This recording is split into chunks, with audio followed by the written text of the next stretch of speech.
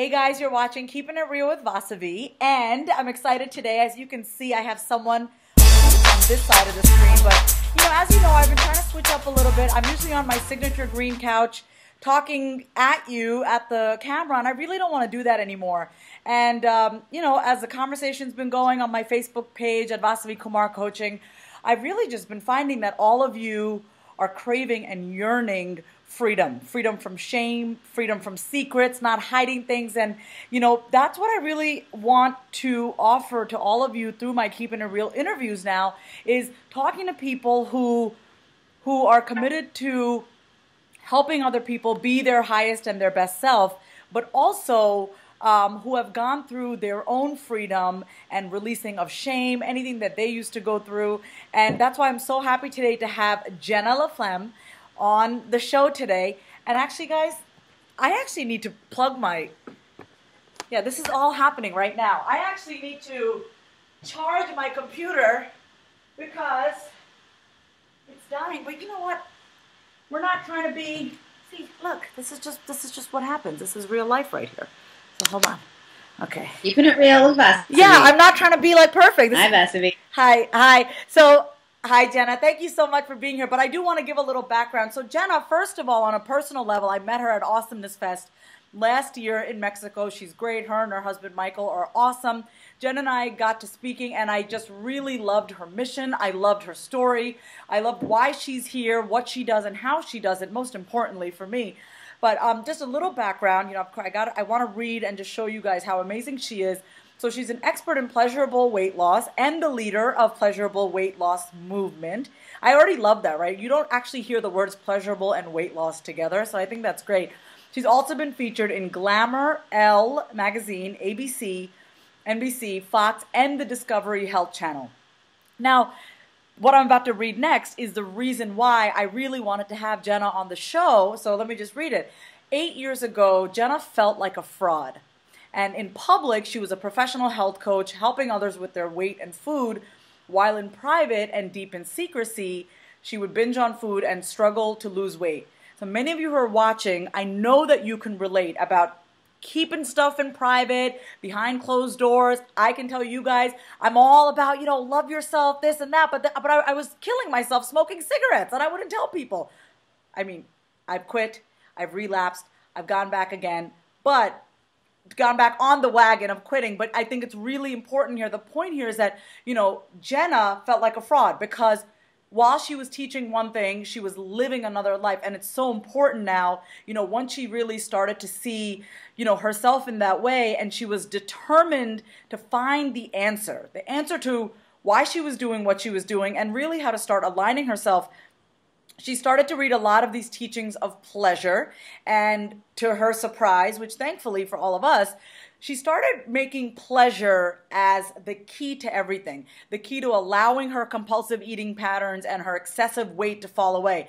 Now, I got to tell you, like I said before, I never would think that you could put pleasure and weight loss together because we live in a society where it's like diet, diet, diet, eat this, don't eat that, you're screwed if you eat this, you're not allowed to eat that. And so when I actually had my own session with Jena, it was just so interesting how in my life, and by the way, we did not even talk that much about food. It was more of where I don't allow myself to be free, and it does, and it definitely trickles into what I eat and how I eat. But it's really interesting to see that when you kind of trap yourself and say you have to be this way, have to be that way, no wonder you're going to blow up. No wonder you're going to carry all that weight. I mean, your body has to put it somewhere. So since then, I'm very happy because we all need someone like Jena in our life. She's been dedicated to helping women awaken the wisdom in their bodies because we all know what we need to do.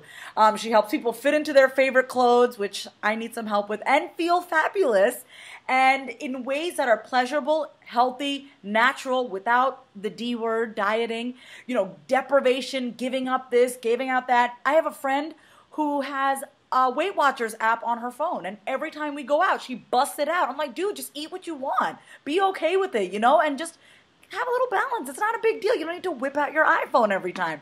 So she does it through coaching, online programs, workshops, and she has live pleasure camps and also pleasure immersion programs. So this is definitely for you.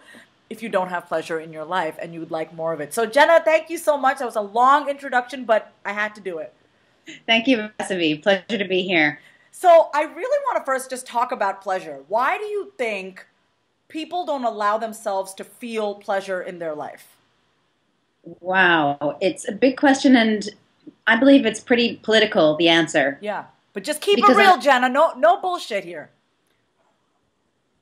yeah, so on a primal level, your body is an animal. That was the piece that helped me escape from my food jail.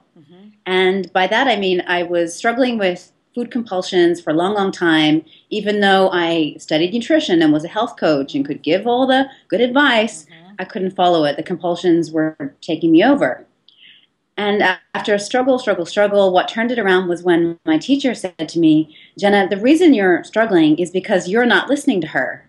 I'm like, who? He said, your body. He said, there's two of you. There's your mind and there's your body. And your body's an animal. You're a mammal. And specifically, your body's a female, given you're a woman. So there's you and there's her. And she does know what to eat to be in shape.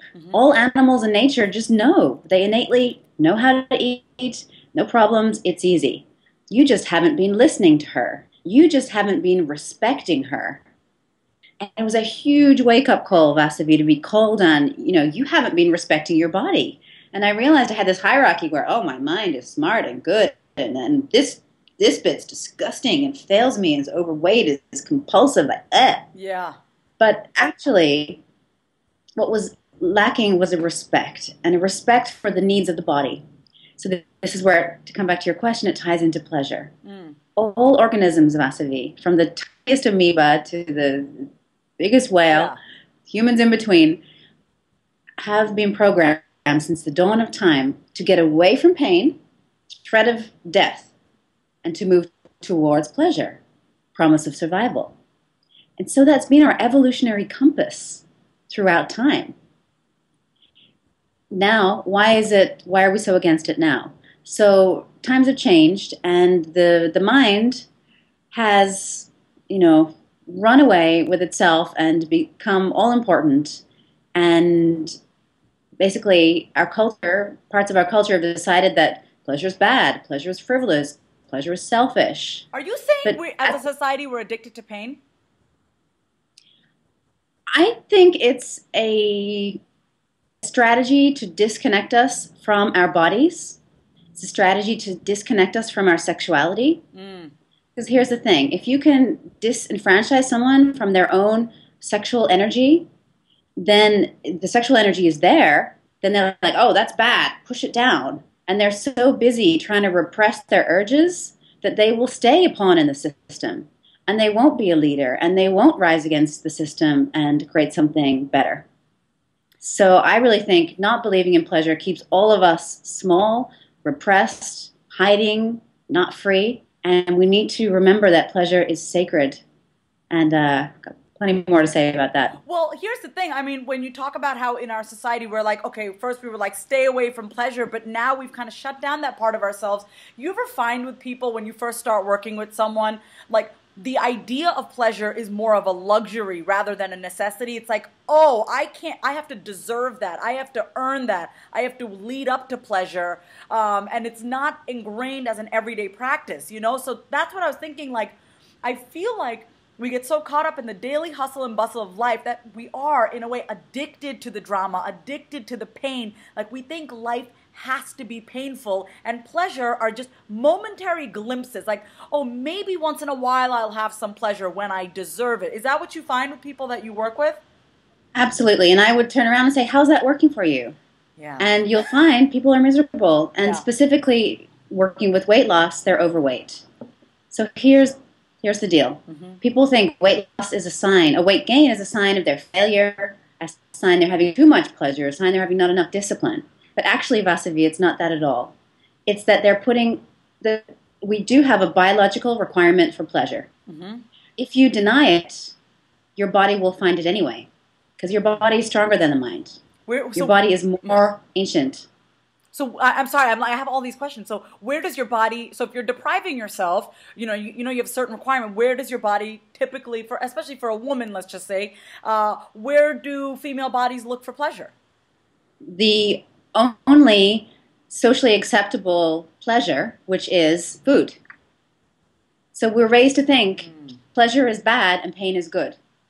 And the exception to that is food. Food is the socially acceptable outlet for pleasure. And then sometimes it comes out in drinking or your journey with cigarettes. It's a pleasure hit. You do it because it feels good. Okay, so what is socially unacceptable? Like, let's just diversify your pleasure. Have some pleasure from sensuality, some from sexuality, some from food. That's a legitimate source of pleasure. Some from friends, some from just the pure ecstasy of knowing that you're free, to tie it back into the freedom thing. You're free to do anything. And having what my friend Tanya Lee says, a diversified pleasure portfolio in your life, will mean you don't need to turn to food to fulfill that requirement. Can you say that again? And that's what I found. When I started to prioritize pleasure, the excessive cravings for food fell away. So you're saying, okay, so Tanya Lee, your friend, diversified pleasure portfolio. So that means not just going to one thing for pleasure, but seeking pleasure in all. Exactly, because if you put all your pleasure in one bucket, whether it's food or drinking or sex or any of it, that will be an addiction. And I know you're openly talking about addiction these days. But addiction is an inability to find pleasure in the simple things in life. So that's what I teach people, how to be more sensitive, how to pleasure, how to be a connoisseur for pleasure, how to distinguish between what I call true pleasure and counterfeit pleasure. True pleasure being the one that gives you pleasure now, in an hour, in a day, in a month, in a year. You can look back and go, wow, that was pleasurable. Versus the binge, the smoke a pack of cigarettes. You're like, oh, my lungs, my belly, my skin. 2 days later, like, that was not pleasurable anymore. So you know when you're experiencing counterfeit pleasure, when it's momentary, but it doesn't carry through. Like it doesn't actually feel good. It just, in that moment, it feels good. Yeah, absolutely with cigarettes. Like, I would smoke a cigarette. It would be great. Obviously, that's a nicotine. A few seconds later, I'm like, why did I just do that, right? There is actually no pleasure with it. But even with, you talked about socially acceptable is food, right? So I do want to ask you to share what is considered in our society socially unacceptable ways of pleasure, to even talk about it. Yeah. I mean, to, You can say it. Just speak out and say, pleasure is a priority for me. I do this for pleasure. I do that for pleasure. It's like, oh, really? Oh my gosh, are you selfish? Oh, there's just a cultural aversion to prioritizing pleasure. And it will burden you. It will make you heavy. Depression, make you just heavy to be around. It will make your body heavy. Pleasure is enlightening. The only time you can have pleasure is when you're present. You got to be tasting it, seeing it, feeling it, experiencing it. All the great traditions say being present is the ultimate spiritual practice, and pleasure requires it.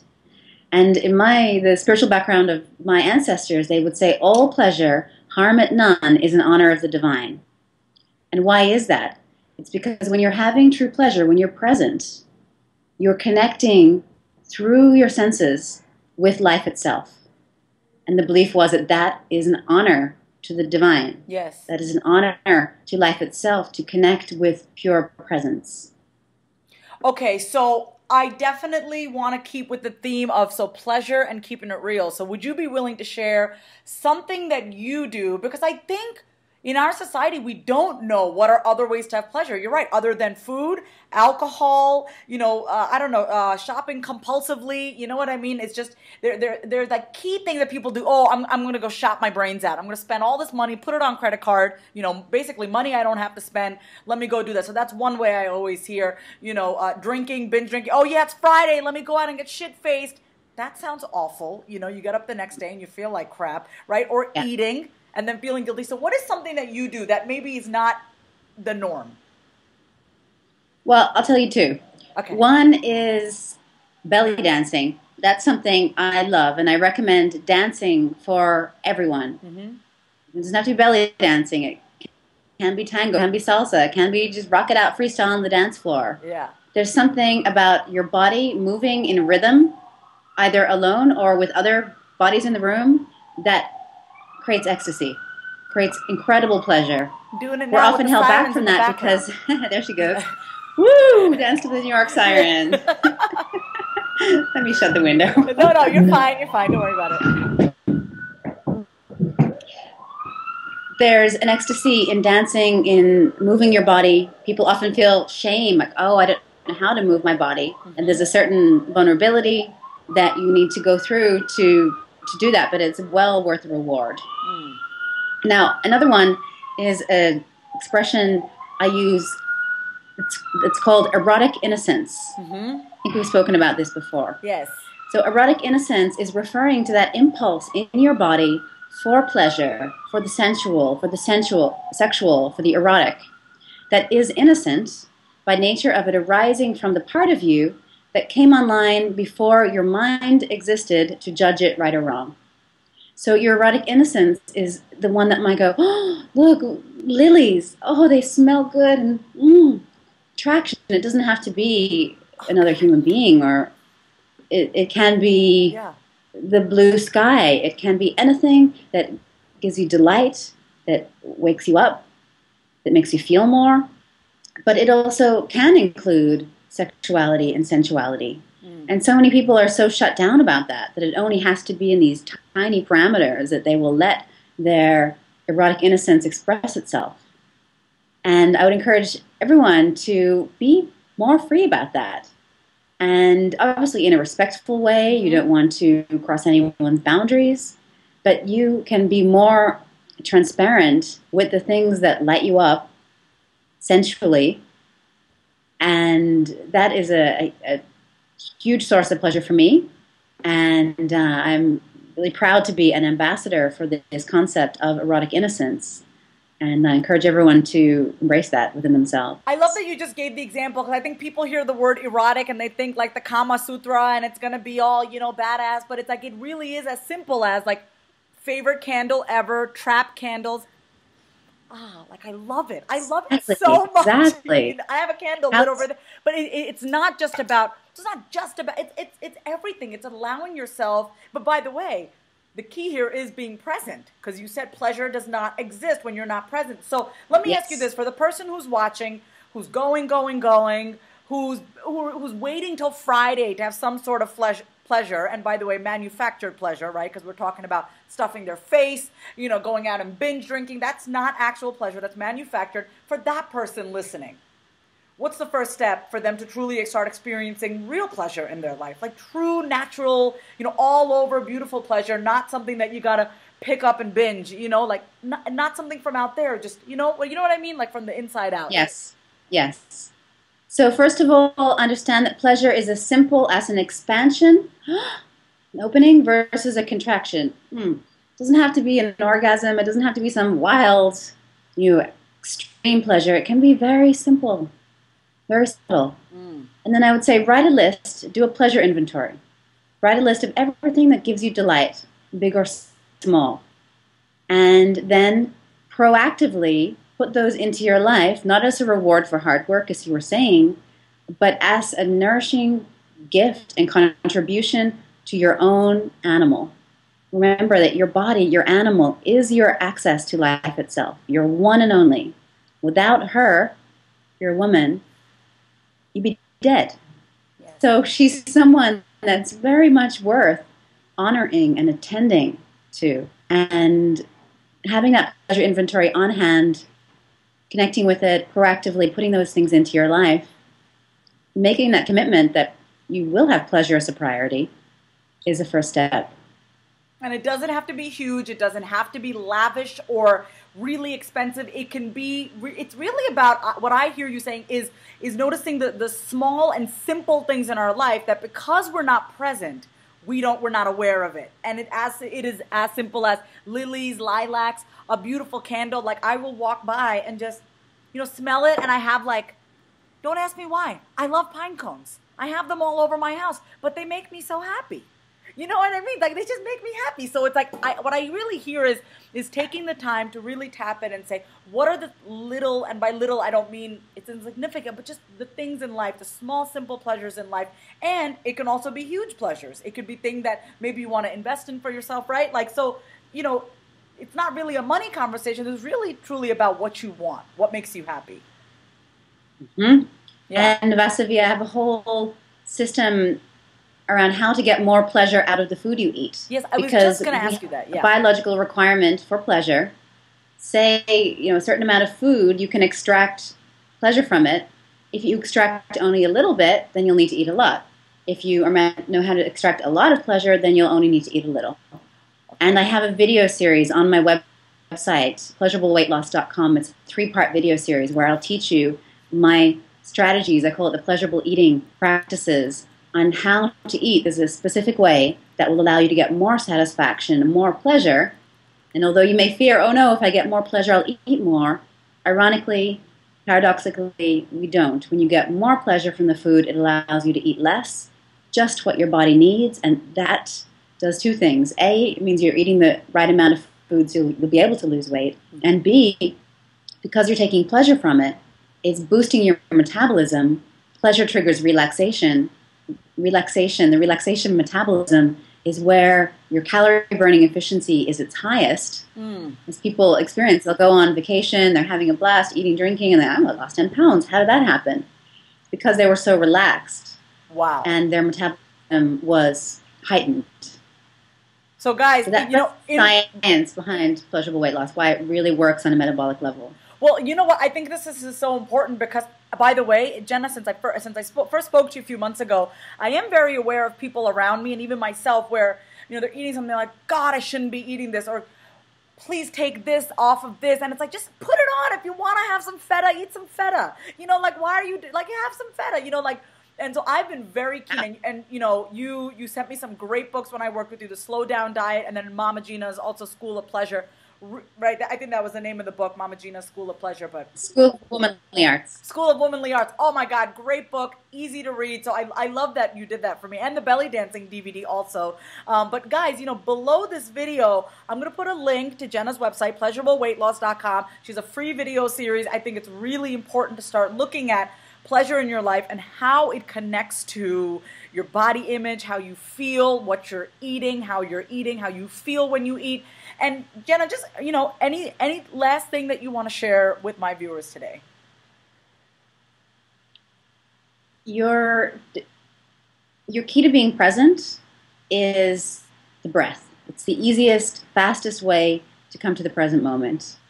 So if you're wanting to increase the pleasure of anything, let's say you're making out with your husband, your lover, to breathe a few times before jumping in, before you eat, before you do anything where you want to enhance the pleasure. Relaxation heightens pleasure. Stress desensitizes pleasure, desensitizes you to pleasure. So know that your breath is your free tool, always available to you. And it's going to help your weight loss. It's going to help your enjoyment of everything. Your breath is your free tool. I absolutely love that. We take that for granted. Like, you know, sometimes I get hungry and I want to just inhale what I'm eating, and because I'm hungry. But I guess, I mean, what I hear you saying is, let me just take a breath before, and instead of inhaling, I'll actually enjoy and nourish myself as opposed to just kind of shoveling. You know, I mean, it happens when I'm hungry. So breathing, so simple, yet so effective. And I just want to say thank you for being on here, guys. So pleasurableweightloss.com. It's going to be right below in the blog. If you have any questions, you can just reach out to Jena via her website link that we're going to post below. She's also on Facebook as Jena La Flamme. I'll put all the information below. She's awesome. And hey, Jena, you know, is there anything that, you know, if someone wants to take the first step in working with you, you know, after your free video series, but they're like, you know what, I need to work with someone either in a group capacity or one-on-one, how can they do that? I've got the smorgasbord there, from an 4-week audio home study program called Weight Loss Pleasure Camp, to VIP one-on-one coaching with me, to a group program, virtual group program, to my live pleasure camps. Just join my tribe and you'll find out all the ways. Awesome. So, guys, there's plenty of ways to work with Jena. I mean, I think it's amazing how you've set it up that anybody can work with you at any given level. So, guys, thank you so much for tuning in. Jena, thank you so much for being here. Thank you, Vasavi. I love your wild, free energy. And thanks for being another ambassador for the Pleasure Revolution. Thank you so much. Bye, guys. Bye.